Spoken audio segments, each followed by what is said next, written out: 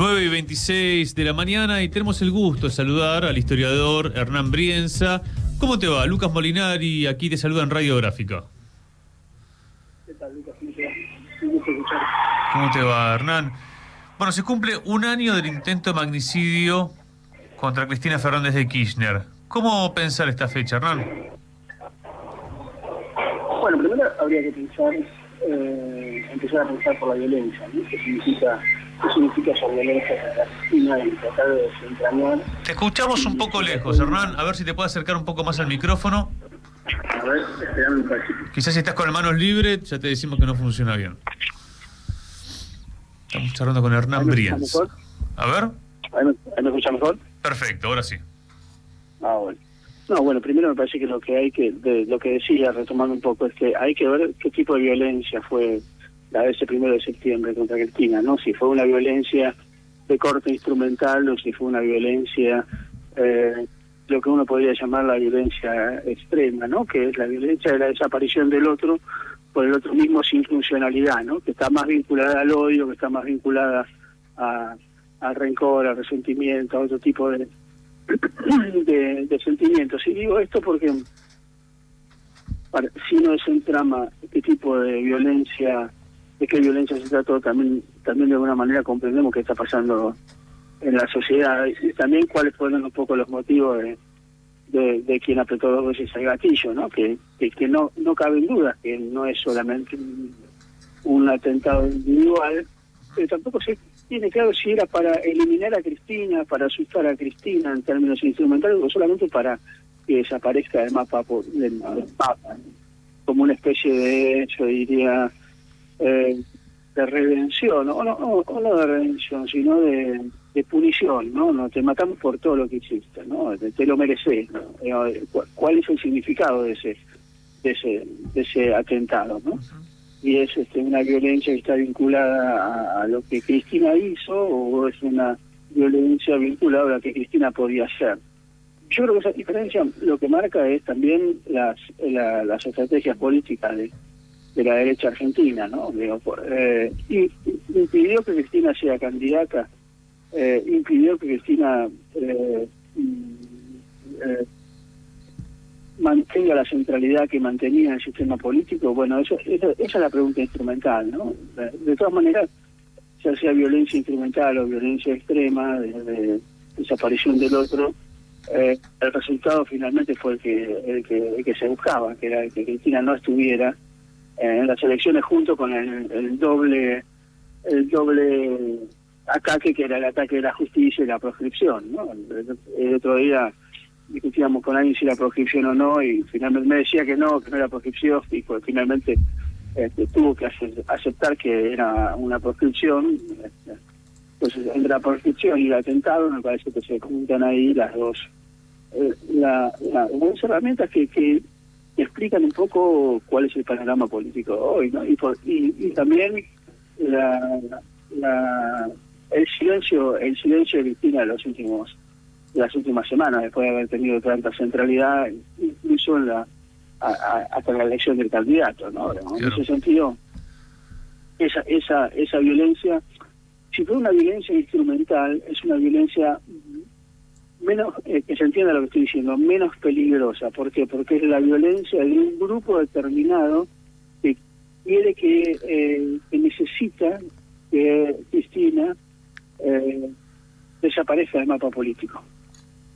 Si es una violencia de tipo extrema, estamos ante un momento en el cual la sociedad está tan embebida del odio que es capaz de hacer cualquier cosa con tal de que el otro desaparezca, ¿no? Algo que no es nuevo en la historia argentina, ¿no? Digamos, existió. No, ninguna de las dos cosas son nuevas. Claro. Hernán, ahora, hoy hacíamos un poco de memoria, que fue el 1 de septiembre, después de las 8 de la noche. Bueno, un poco charlábamos y recordábamos lo que nos había pasado a nosotros. Bueno, yo estuve particularmente en Recoleta, digamos. Mi primera reacción fue ir para allá y me acuerdo del debate de qué iba a pasar al otro día, al toque la cadena nacional de Alberto, y una movilización a Plaza de Mayo que fue multitudinaria, pero que tuvo como respuesta desde la política un discurso leído de Alejandra Darín ante una dirigencia que la sensación es que no sabía qué hacer, pero que claramente, bueno, dio una respuesta que a nivel popular mi sensación fue que la gente se fue como con la convicción de que íbamos para atrás, que no había desde la conducción, si es que existe, un planteo hacia adelante. ¿Cómo recordás esa plaza? ¿Cómo recuerdo? Esa plaza del 2 de septiembre, porque acto seguido, si la intención era asustar como para sacarla fuera de la cancha, bueno, en política no juega solamente un sector, sino que el campo nacional y popular podría haber jugado unas cartas que, vistas las claras un año después, creo que no se jugaron.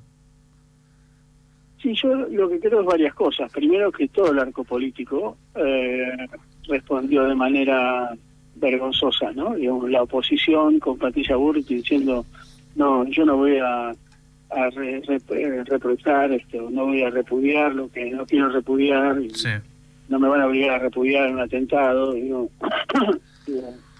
la frialdad con la cual la oposición dejó que eso sucediera. Uno podría entenderlo en el caso de Patricia Bullrich porque estaba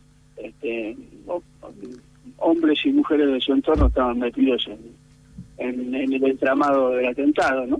Pero tampoco hubo un repudio generalizado de toda la clase política. No hubo un abroquelamiento de la clase política en función de la violencia, lo que significó que avalaban la violencia política que produjo ese atentado, ¿no? También es cierto que el atentado encontró al peronismo y al oficialismo en sus vericuetos, ¿no? Y en sus polémicas y en sus debates internos mal parados, ¿no? Con un presidente que, bueno, dio un asueto, pero que no hizo mucho más en el orden de investigar el atentado, repudiaron públicamente el atentado o mantenerlo como, yo diría, como primera preocupación nacional, ¿no? Uh-huh. Y yo creo que en ese sentido, por eso creo que no se trató de una cuestión meramente instrumental, sino que se trató de una violencia extrema, ¿no? De una violencia en extremo, porque lo que se buscaba no era, si hubiera sido un resultado, una cuestión instrumental, todo el arco político hubiera reaccionado. Digamos. El problema fue que estaba atravesado por los discursos del odio y los discursos de la indiferencia, en algunos casos incluso de las fuerzas propias, ¿no? Uh-huh. Y este año que se cumple va a haber una convocatoria en Plaza Tribunales que la empezó a motorizar Ni Una Menos, pero lo que da la sensación es que hasta quizás sorprende, ¿no? Este aniversario, porque venimos en un contexto después de las PASO, Milei saliendo primero por poquito, pero primero, y muy envalentonado, y de nuevo en un contexto donde hay un movimiento nacional muy retraído. ¿Cómo ves este aniversario, este 1 de septiembre? Bueno, es un aniversario que me parece que está muy presente el tema solamente en aquello que mantenemos la memoria de lo que ocurrió, y esto que parece una redundancia o lo que demuestra es la absoluta falta de toma de conciencia de una sociedad sobre un acto de violencia política como esa, ¿no? Y creo que la sociedad está tan fragmentada que hay una gran mayoría que cree que el atentado fue un chiste, ¿no? O que fue un autoatentado, ¿no? Cuando una sociedad está así de anestesiada por su odio, o por su rencor, o por su descontento, es un caldo de cultivo para cualquier tipo de violencia. Por eso me parece que hay que alertar en la cuestión de la violencia en extremo, ¿no? Porque es una violencia que habla mucho del estado actual de la sociedad. Uno podría decir, hoy uno encuentra una calma indiferente, ¿no? Pero esa calma indiferente ante la gravedad de los hechos es casi una autodenuncia por parte de la sociedad, ¿no? Claro, sí, una sociedad muy fragmentada, una clase trabajadora muy fragmentada y una pandemia que profundizó esas tendencias, ¿no?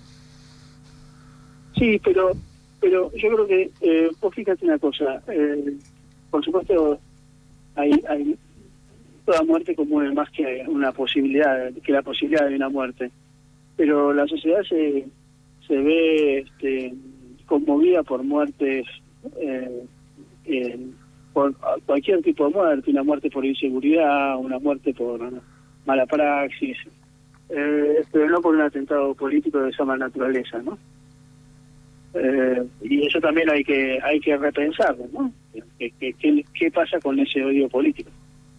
Que impide que nosotros podamos tener empatía con una persona a la cual casi la matan, ¿no? Por supuesto que no es lo mismo el casi la matan que la muerte, pero allí hay algo que para escarbar en esa indiferencia, ¿no? Que muchas veces la indiferencia o el silencio es complicidad absoluta, ¿no? Finalmente, Hernán, ¿cómo estás viendo al movimiento nacional? ¿Cómo estás viendo el debate político de cara a octubre, ojalá a noviembre, pero más allá también de las elecciones, lo que está pasando en el terreno ideológico, ¿no? Ante también un llamado permanente al pragmatismo y uno dice, che, bueno, paremos un poco la pelota que está pasando en Argentina, un país tan rico y a la vez tan empobrecido. Sí. Empezaría la pregunta por atrás, ¿no? Yo creo que esa lógica del país tan rico lo pondría en discusión, ¿no? Yo creo que creer que la riqueza de un país está en sus recursos naturales es una mirada fisiócrata, ¿no? Es del siglo XVI. Sí. Yo creo que nosotros no somos un país rico, somos un país con recursos naturales y un país muy pobre en función de la capacidad de agregar valor que podemos tener, ¿no? Digo, un país rico es Japón, un país rico es Alemania, un país rico es Italia, y no tienen los recursos naturales que tiene la Argentina. Entonces, lo que hay que pensar es que los recursos naturales no dan la riqueza. Si vos a un país rico le das valor agregado, lo convertís en una potencia, ¿no? Estados Unidos, Rusia, China, pero Brasil. ¿No? Pero si vos solamente explotar los recursos naturales, ese país nunca va a ser rico, sino que al contrario, va a ser un país pobre, ¿no? Un país saqueado, ¿no? Con lo cual la riqueza, los 4 climas y la riqueza de la naturaleza no hace rico a un país, sino todo lo contrario. No solamente no alcanza, sino que muchas veces lo empobrece. Claro, sí. Y dicho esto, creo que el peronismo, el movimiento nacional está obviamente en un momento de retraimiento por varios motivos. Yo creo que hay por una cuestión, yo diría, epocal, es necesario un cambio en las estructuras, en los hombres, en las mujeres, en las formas, en los significantes, en la dirección a donde ir. Creo que el kirchnerismo fue la mejor respuesta, la mejor interpretación del peronismo de las primeras décadas del siglo XXI, y creo que además fue la mejor respuesta a la crisis del 2001, pero creo que hoy hay que dar respuestas a la crisis del 2017, a la crisis del 2019, a la crisis del 2023, ¿no? Y creo que para eso se necesita agudizar la creatividad. Respecto al pragmatismo, creo que siempre fuimos pragmáticos.